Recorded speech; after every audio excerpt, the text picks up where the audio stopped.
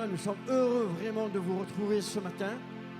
On va passer des moments bénis dans la présence de Dieu, que vous soyez chez vous, dans votre voiture ou autre. Nous sommes vraiment confiants dans la surpuissance de Dieu qui va agir ce matin dans votre vie. On va lui dire ce matin, Roi des cieux descend. Roi des cieux descend au milieu de nous.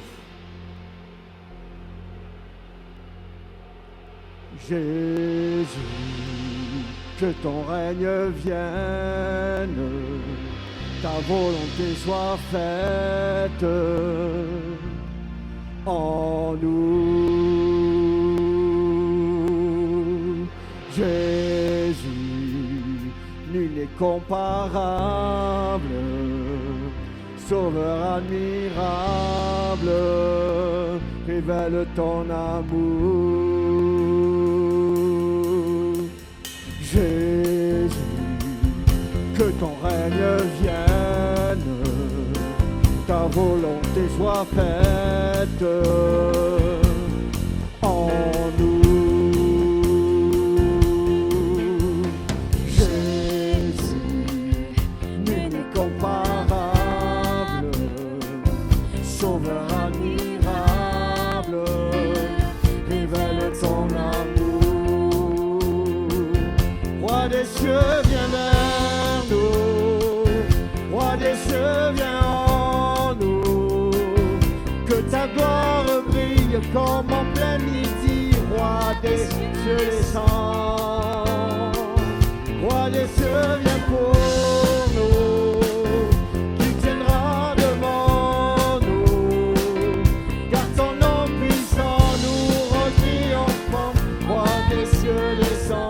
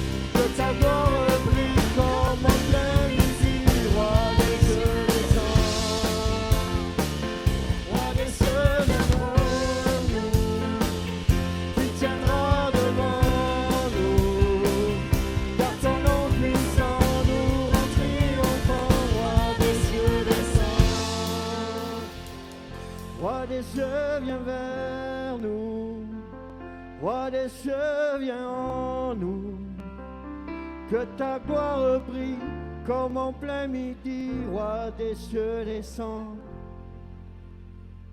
Roi des cieux, viens pour nous. Qui tiendra devant nous? Car ton nom puissant nous rend triomphants. Roi des cieux, descends. Alléluia. Et ce matin, tu es exalté, Seigneur, au milieu de nous. On veut vraiment te louer ce matin, tous ensemble, et te chanter Que tu es exalté, Seigneur. Alléluia.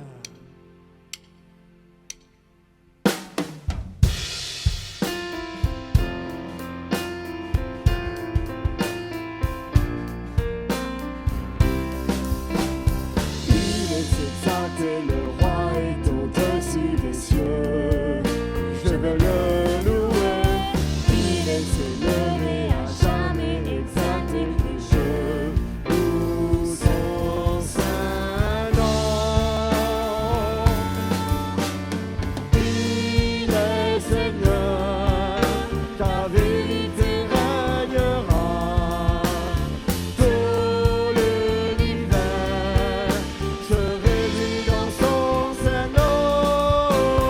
Il est exalté, roi est au-dessus des cieux. Il est exalté, le roi est au-dessus des cieux. Je veux le louer. Il est élevé, à jamais exalté, et je loue son saint nom. Il est Seigneur, sa vérité régnera. Tout l'univers se réunit dans son saint nom. Il est exalté, le roi est au-dessus des cieux. Encore une fois, il est exalté. Il est exalté, le roi est au-dessus des cieux. Je veux le louer. Il est élevé, à jamais exalté, et je loue son saint nom. Il est Seigneur, sa vérité régnera. Tout l'univers se réunit dans son saint nom. Il est exalté, le roi est au-dessus des cieux. Il est exalté, le roi est au-dessus des cieux. Il est exalté, le roi est au-dessus des cieux. Et ce matin, nous voulons exalter le Seigneur dans ce culte d'adoration et lui dire que mon secours est en toi. Seigneur, mon secours est en toi. Quelles que soient les raisons, pandémie ou pas pandémie, confinement ou pas confinement, mon secours est en toi. Je veux rester connecté à mon Seigneur ce matin. Mon secours est en toi.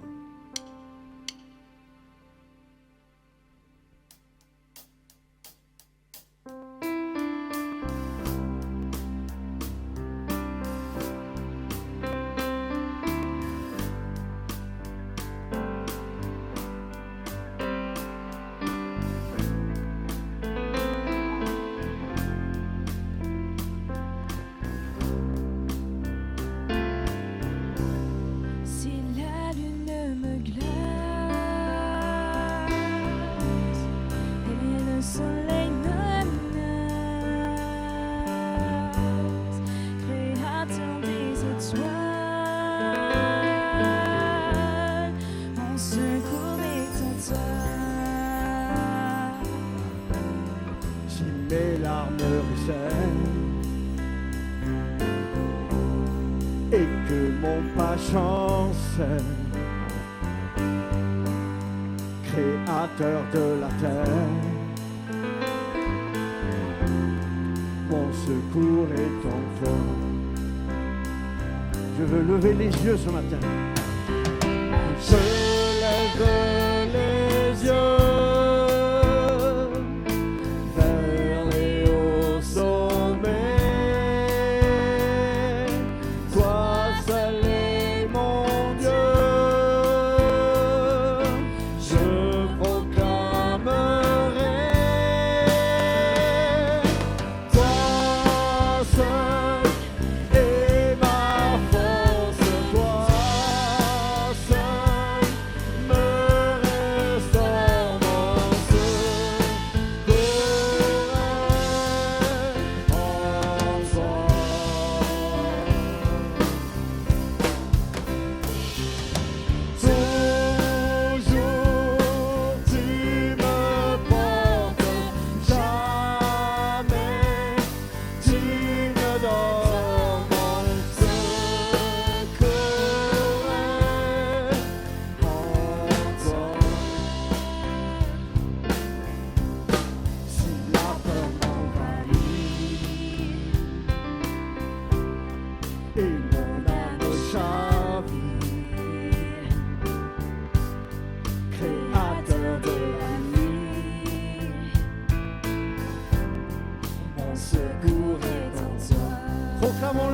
matin. Mon secours est en toi, Seigneur. Amen. Je lève les yeux vers les hauts sommets. Toi seul est mon Dieu. Toi seul est mon Dieu. Et je veux le proclamer. Je proclamerai. Toi seul est ma force. Toi seul mon secours est en toi. Toujours tu me portes.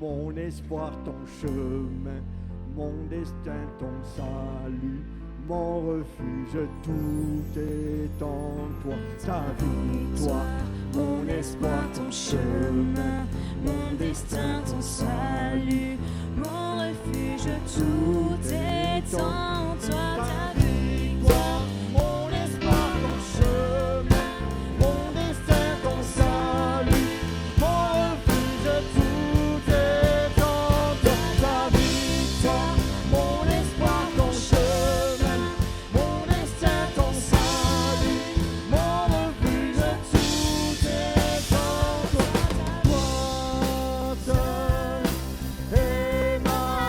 Toi seul est ma force, toi seul me restaure, mon secours est en toi. Toujours tu ne Porte jamais, tu ne dors, mon secours est en toi. Comme un murmure, toi seul est ma force, toi seul me restaure, mon secours est en toi.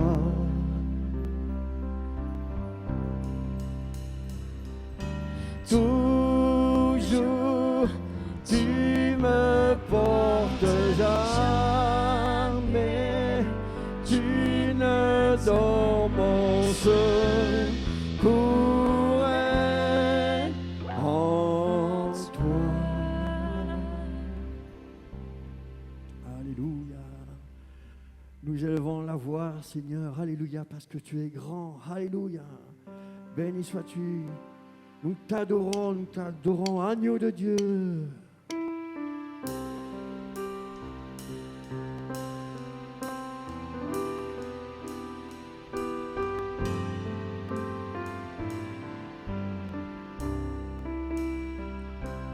Dieu de gloire, je t'adore. Ton nom s'élève en majesté de mes lèvres. Je célèbre ta victoire, ton règne, ton autorité. Digne es-tu, agneau de Dieu. Digne es-tu, agneau de Dieu. L'univers entier proclame La puissance de ton nom. Digne es-tu, agneau de Dieu. Digne es-tu, agneau de Dieu. L'univers entier proclame la beauté de ton saint nom. Dieu de gloire, je t'adore. Ton nom s'élève en majesté de mes lèvres. je célèbre Ta victoire, ton règne, ton autorité. Digne es-tu, agneau de Dieu. Digne es-tu, agneau de Dieu. Tous les anges ensemble acclament la puissance de ton nom. Digne es-tu, agneau de Dieu. Digne es-tu, agneau de Dieu. L'univers entier proclame la beauté de ton saint nom. Dieu de gloire.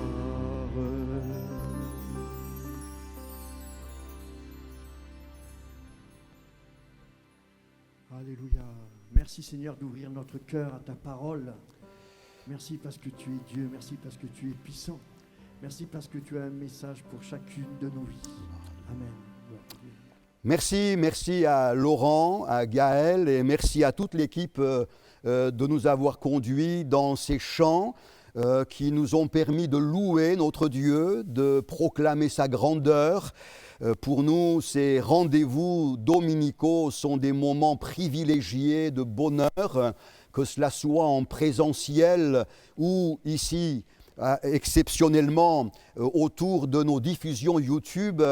Nous avons dans notre cœur une passion, c'est celle de proclamer les vertus de notre Dieu et ses œuvres merveilleuses. Je voudrais, dans la continuité de ce culte, vous proposer un temps de prédication, d'encouragement biblique que j'introduirai par la lecture d'un psaume, le psaume 46, à partir du verset 2 jusqu'à la fin.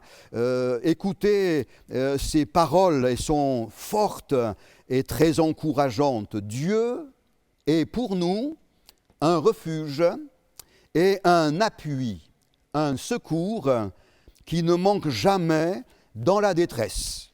C'est pourquoi nous sommes sans crainte quand la terre est bouleversée et que les montagnes chancellent au cœur des mers. Quand les flots de la mer mugissent, écument, se soulèvent jusqu'à faire trembler les montagnes, il est un fleuve dont les courants réjouissent la cité de Dieu, le sanctuaire des demeures du Très-Haut. Dieu est au milieu d'elle, elle n'est point ébranlée. Dieu la secourt dès l'aube du matin. Des nations s'agitent, des royaumes s'ébranlent. Il fait entendre sa voix. La terre se fond d'épouvante. L'Éternel des armées est avec nous. le Dieu de Jacob est pour nous une haute retraite. Venez contempler les œuvres de l'Éternel, les ravages qu'il a opérés sur la terre. C'est lui qui a fait cesser les combats jusqu'au bout de la terre. Il a brisé l'arc, il a rompu la lance, il a consumé par le feu les chars de guerre. Arrêtez et sachez que je suis Dieu, je domine sur les nations, je domine sur la terre. L'Éternel des armées est avec nous, le Dieu de Jacob est pour nous une haute retraite. Un vieux psaume, mais qui va prendre, en raison de l'événement et des circonstances que nous vivons, un relief particulier. L'auteur de ces paroles, de toute évidence, est un croyant. Dès le début de ce psaume, il affirme « Dieu est pour nous un refuge et un appui ». Et cet homme, ce croyant, va exprimer son regard sur la société, sur ce que l'humanité est en train de vivre. Puis, après avoir dressé un état des lieux, il va apporter un témoignage étonnant de sécurité, d'espérance. Il va parler de sérénité. Il va dire « Dieu est pour nous un refuge, c'est pourquoi nous sommes sans crainte ». Un message d'espoir. Et pour terminer, dans la troisième partie de ce psaume, ce même homme, ce croyant, va se tourner vers ses contemporains et leur adresser une vibrante invitation. C'est le plan de mon message ce matin. J'aimerais qu'ensemble, nous puissions développer ces trois axes. Un état des lieux des plus angoissants, un puissant message d'espoir et une vibrante invitation adressée à tous et à chacun. Un état des lieux des plus angoissants. Il faut relever dans le descriptif que cet homme dresse dans ce psaume 46, avec toute la symbolique et toute la portée d'image que cela renferme, il faut noter certains termes très forts. Pour dépeindre sa société, le psalmiste va parler de détresse. Un mot très fort. La détresse est un état dans lequel on peut se trouver dans certaines circonstances, et c'est un état qui précède juste l'irrémédiable. Si un état de détresse n'est pas immédiatement secouru, c'est la mort. On parlera de détresse respiratoire, de détresse cardiaque. Il est question ici d'une société qui, dans son intégralité, est plongée dans un état de détresse. Il y a l'expression qui nous présente toute la terre bouleversée. Il n'est pas question de problèmes sporadiques, localisés ici ou là, mais c'est la terre entière qui est bouleversée. Des images impressionnantes, des montagnes qui se mettent à chanceler,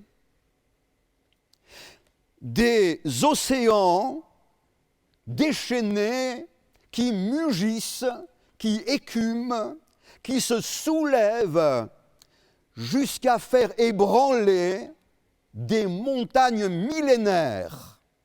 autant d'images fortes qui nous est communiquée ici et que, avec une évidence malheureusement que nul ne peut contester, rejoint ce que notre humanité est en train de vivre. Devant les maux graves dont nous souffrons tous, en particulier depuis ces dernières semaines, ces derniers mois, on observe diverses attitudes. Il y a les optimistes qui annoncent dans un terme court et tout proche le retour d'un temps faste. Il y a les négationnistes, ceux qui dénigrent, qui font le déni. On peut appeler cela la politique de l'autruche. Ceux qui, devant la réalité, se persuadent que finalement, ce n'est pas si grave que cela. On m'a parlé récemment de tout un groupe d'individus qu'on appelle les covidosceptiques. Selon eux, tout cela, c'est tout simplement une manipulation, ce n'est pas la réalité. On observe d'autre part l'attitude que je qualifierais l'attitude des suffisants, ceux qui affirment maîtriser la situation, gérer, contrôler, ceux qui ont des discours rassurants, et puis force est d'admettre qu'un grand nombre de personnes se situent dans tout simplement l'objectivité. Vous savez, le croyant n'est pas un rêveur, ce n'est pas un illuminé, c'est une personne responsable, mature, et qui va dresser un état des lieux objectif, sans exagération d'aucune manière. Et je crois qu'il n'est pas exagéré aujourd'hui de parler d'une société qui, dans sa totalité, les 5 continents, les populations du nord comme au sud, dans tous les points cardinaux et dans toutes les catégories d'âge et les catégories socio-professionnelles, la terre entière vit des jours de grande détresse. De même que les flots de la mer se soulèvent, il suffit de constater autour de nous des soulèvements sociaux, des expressions de mécontentement. Il y a une dizaine d'années, brusquement, dans l'imprévisibilité totale, nous avons été frappés par une crise monétaire brutale, suivie quelques mois plus tard par une grande crise économique. Les bourses les plus importantes du système économique mondial ont été ébranlées comme les montagnes dont parle le psalmiste. Il y a un an, un soulèvement national massif s'est exprimé et on a vu la plupart des ronds-points de nos villes occupés par des groupes vêtus de gilets jaunes. Il n'est pas ici question de prendre position ni pour ni contre, mais simplement de faire un état des lieux, de constater à travers ces manifestations l'expression de souffrance, de frustration, de désespérance, d'insatisfaction et de mécontentement. Et puis, alors plus près de nous, et nous y sommes encore, brusquement, en partant d'une ville de Chine, et en l'espace de quelques jours, de quelques semaines, la terre entière a été envahie par une pandémie sans pareille. Au mois de mars, au mois d'avril, un quart de l'humanité a été confinée. Après les divers discours qui se voulaient rassurants et qui voulaient relativiser l'amplitude du problème, nous sommes là, à la veille de l'hiver, dans un second confinement, face à un avenir des plus incertains, crise économique, faillite, crise familiale, nervosité, anxiété, les services hospitaliers engorgés, débordés, une population épuisée. Oui, on peut comparer ce que nous vivons au descriptif que nous fait cet homme. Les montagnes chancellent et les flots de la mer mugissent. Cependant, le psaume 46 ne s'arrête pas à l'état des lieux, mais le croyant enchaîne ce descriptif par un témoignage personnel empreint d'espoir, et c'est là que j'ai intitulé mon second paragraphe « Un puissant message d'espoir ». Alors que tout chancelle, lui dit tout simplement « Nous sommes sans crainte ». Les montagnes s'ébranlent et les flots se déchaînent et lui parle de sécurité. Et il s'explique. Et en 2 versets, les versets 5 et 6, en 2 versets, il nous transmet à nous, en 2020, un puissant message d'espoir. Il est un fleuve, dit-il.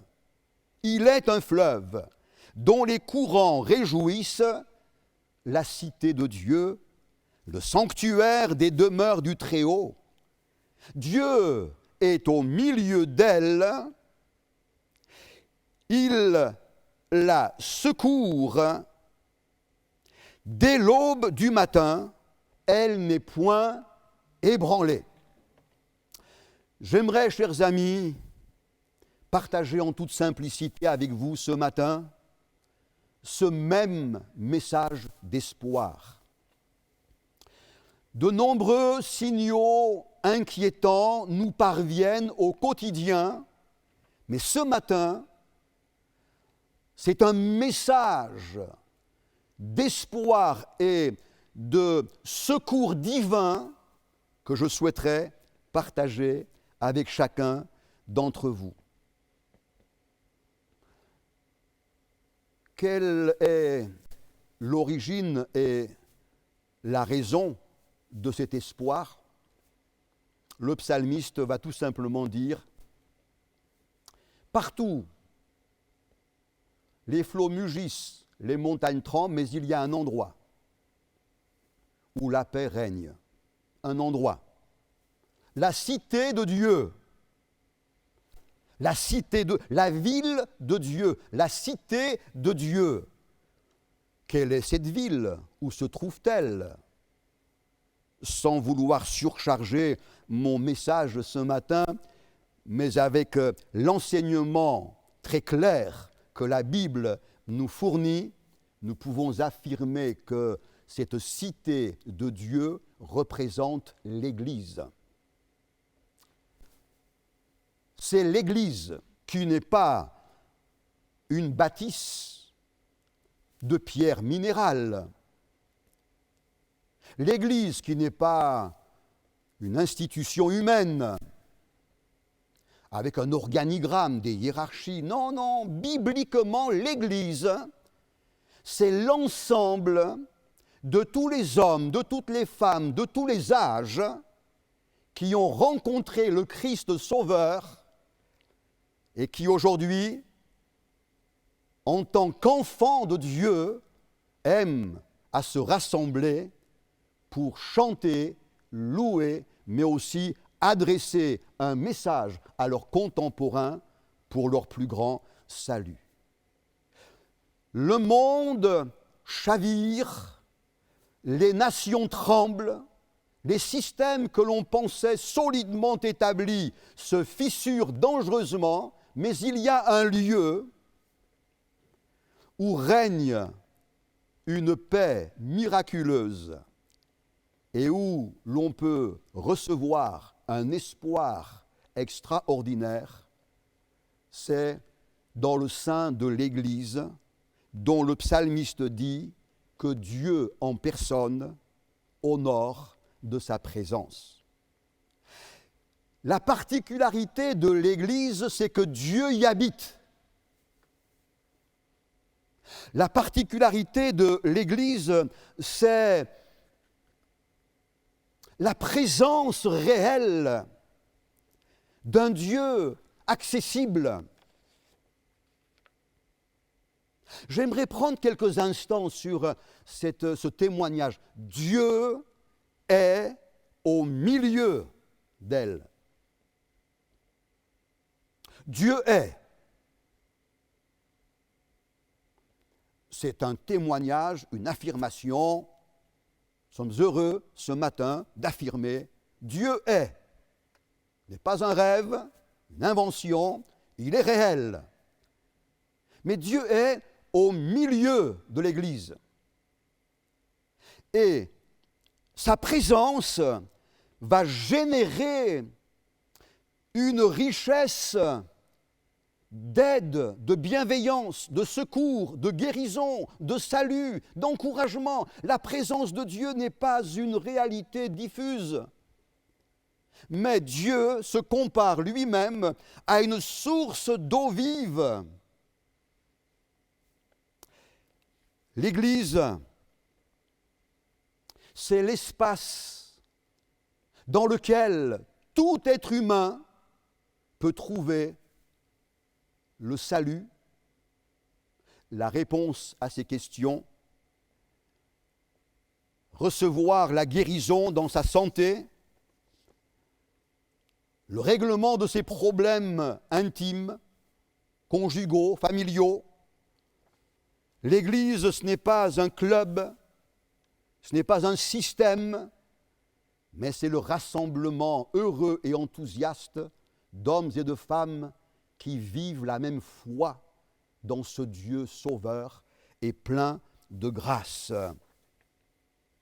J'aimerais, frères et sœurs, chers amis, vous dire avec force que Dieu nous est indispensable. Ce qu'il me faut dans ces temps particuliers, c'est Dieu. C'est la présence de Dieu. J'ai lu avec beaucoup de plaisir ce commentaire que j'apprécie et que je vous restitue là maintenant. Lorsque Dieu a voulu créer les poissons, il a parlé à la mer. Lorsque Dieu a voulu créer les arbres, il a parlé à la terre. Mais lorsque Dieu a voulu créer l'homme, il s'est tourné vers lui-même. Puis Dieu dit, faisons l'homme à notre image, selon notre ressemblance. Donc ceci nous ramène dans le texte de la Genèse, au tout commencement de la Bible. Alors notez ceci. Si vous retirez un poisson de l'eau, il meurt. Si vous arrachez l'arbre du sol, il meurt. De la même façon, lorsque l'homme est déconnecté de Dieu, il meurt. Dieu est notre environnement naturel indispensable. Nous avons été créés pour vivre dans sa présence. Nous devons être connectés à lui, car ce n'est qu'en lui que la vie existe. En parcourant ces commentaires, j'ai été fortement encouragé et j'espère que cela vous encourage également pour confirmer l'importance essentielle de la présence de Dieu. Si Dieu est présent dans ton cœur, tu n'as besoin d'aucun palliatif, car en lui, par Jésus-Christ, tu as tout et tout pleinement.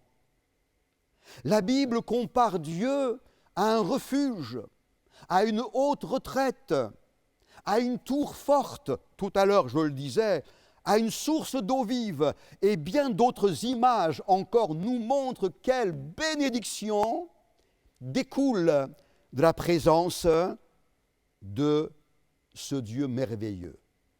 Alors, je terminerai avec cette troisième partie de ce psaume 46.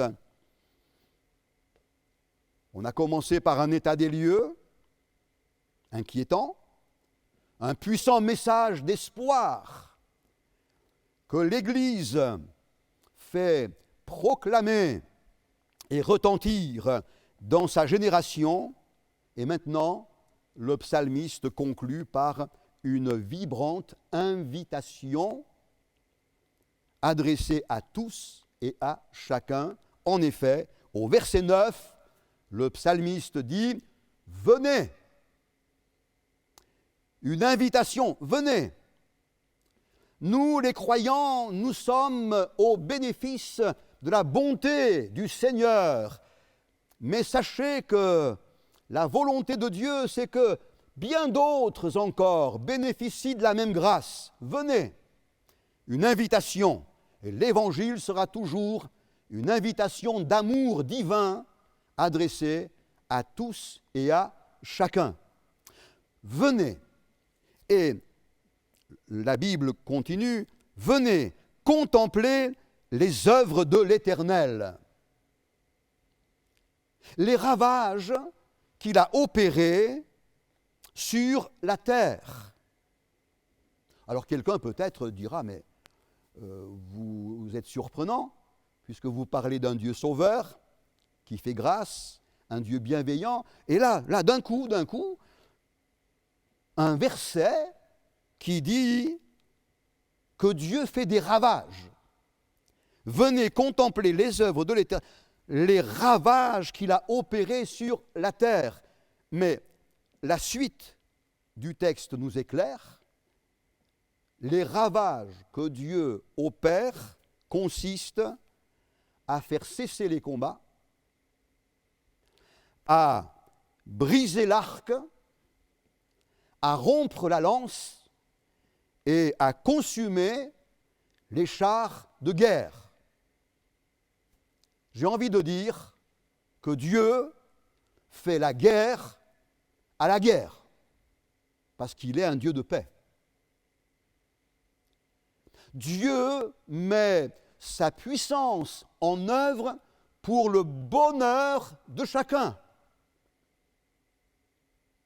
Et pour nous permettre d'entrer dans ce bonheur divin, alors il fait la guerre à tout ce qui nous fait la guerre.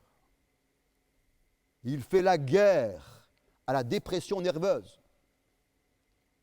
Dieu fait la guerre au péché et à ses conséquences destructrices.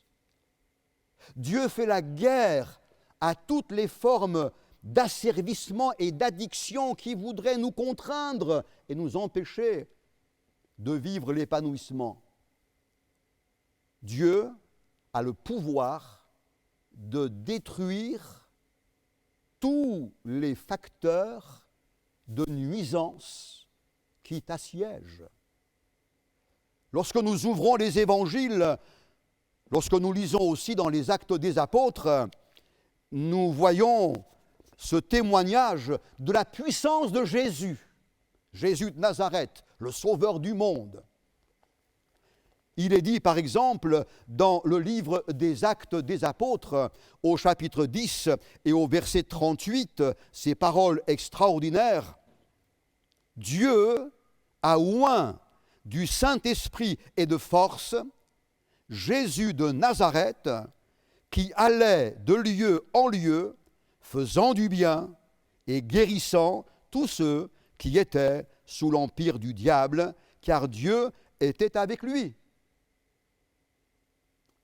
En rencontrant un lépreux, Jésus va faire la guerre à la lèpre pour guérir le lépreux qui, d'un instant, d'un seul, va constater que sa chair est devenue pure et tendre comme celle d'un enfant. En visitant la ville de Gadara, Jésus rencontre un pauvre homme complètement désaxé, incontrôlable, agité, tourmenté. Et Jésus va faire la guerre à ses tourments. Et il va chasser les puissances malfaisantes qui tenaient cet homme. Et brusquement, cet homme, libéré, va être paisiblement assis, puis va proclamer dans les villes voisines que c'est Jésus de Nazareth qui a été l'auteur de sa délivrance. La puissance du Seigneur Jésus se met au service de ton salut. La puissance du Seigneur Jésus se met au service de ta santé si tu es malade. Parmi les dernières paroles que le Christ va nous laisser avant de monter au ciel, il y a celle-ci. Tout pouvoir m'a été donné sur la terre et dans le ciel. Et ce pouvoir salutaire, bénissant, libérateur, Jésus veut l'exercer en ta faveur ce matin. Venez.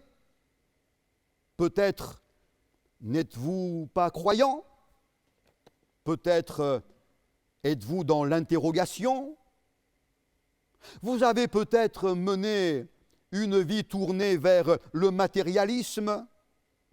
Quel que soit votre profil, votre éducation, vos opinions, il y a là une invitation vibrante que Dieu vous adresse parce qu'il vous aime. Venez et vivez vous-même les œuvres merveilleuses de Dieu. Œuvre absolument sublime. Il pardonne aux pécheurs. Il ne l'accuse pas. Il transforme l'être. Il met au large le cœur enserré. Il rend sa dignité à une jeune fille qu'il a perdue, à un jeune homme qui est gangréné par la culpabilité. Les œuvres de Dieu n'ont pas cessé de se manifester. Venez, venez à votre tour et contemplez et vivez les œuvres prodigieuses que le Seigneur veut accomplir en votre faveur. Je termine avec un constat parce qu'on peut légitimement s'interroger sur la raison qui fait que le psalmiste se répète. Au verset 8 de ce psaume, il va dire « L'Éternel des armées est avec nous ». Et puis, au verset 12, il va le redire. L'Éternel des armées est avec nous. Pourquoi cette répétition ? Écoutez, l'explication que j'en donne, elle n'engage que moi, est la suivante. Il vient de dire sa foi et son appartenance à ce Dieu merveilleux. Alors, en tant que croyant, il affirme au verset 8, « L'Éternel des armées est avec nous ». Je crois que c'est l'affirmation que tout croyant authentique peut aussi déclarer « L'Éternel est avec nous, Dieu est avec nous ». Alors qui sera contre nous? Et puis, je l'ai dit, il s'adresse à la société entière et l'invite, venez, venez et contemplez les œuvres de Dieu. Et puis au verset 12, il répète, l'Éternel des armées est avec nous. Et cette fois-ci, je le crois, c'est de la bouche de toutes les personnes qui étaient ignorantes de Dieu, mais qui ont fait à leur tour une merveilleuse expérience de rencontre avec le Christ.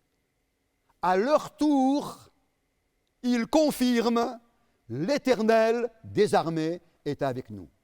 Ma prière, c'est que quelqu'un, ce matin, qui écoute ces paroles et qui avait l'impression accablante d'être seul, abandonné, incompris, déconnecté de tout secours, que quelqu'un puisse rencontrer le Sauveur merveilleux en la personne de Jésus-Christ et puisse dire, maintenant, je ne suis plus jamais seul, mon Dieu est avec moi.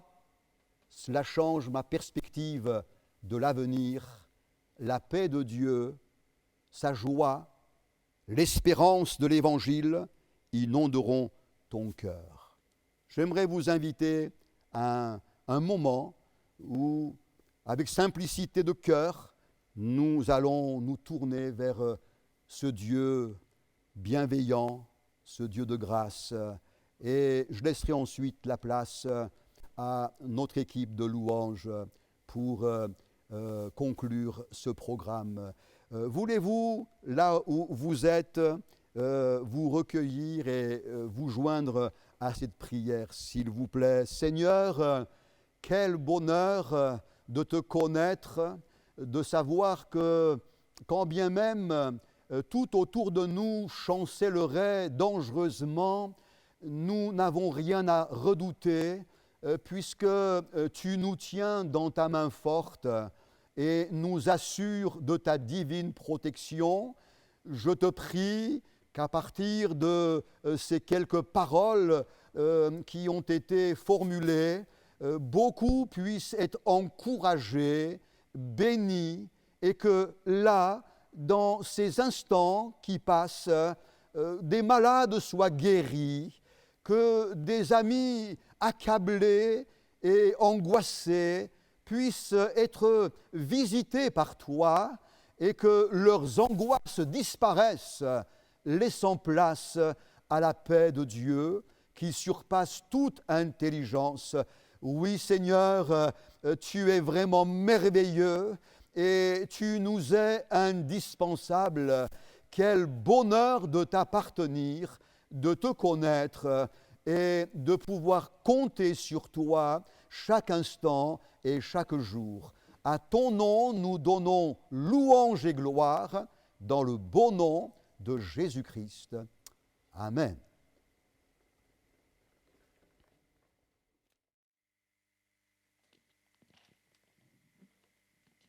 Amen, amen, merci à notre frère, pasteur Jean-Marc Tcherkitian, pour ces bons moments, pour ces moments bénis. Notre temps se termine maintenant. Nous allons terminer par un chant qui dit « Je réveillerai l'aurore », qui dit un chant qui nous dit « Je veux te louer et t'adorer à jamais ». On a un Dieu qui est grand, qui est puissant, et on veut le proclamer. « Je réveillerai l'aurore ».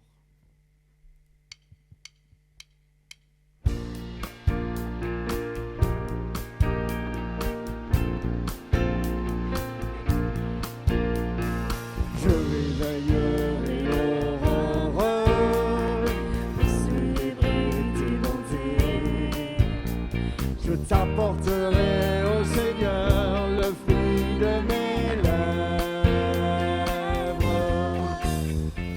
Près de toi je suis tranquille, je chanterai tes louanges. Vendez la fidélité que tu déploies sur moi. Je veux te louer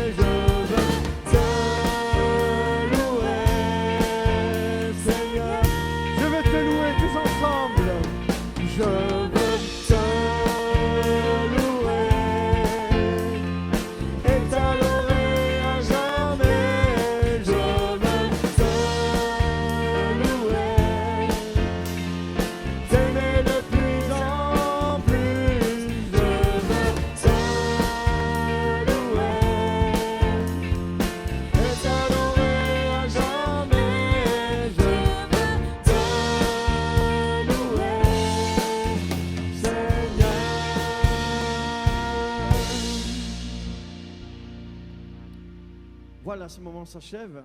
Nous vous invitons simplement à continuer à nous suivre sur tous les réseaux sociaux.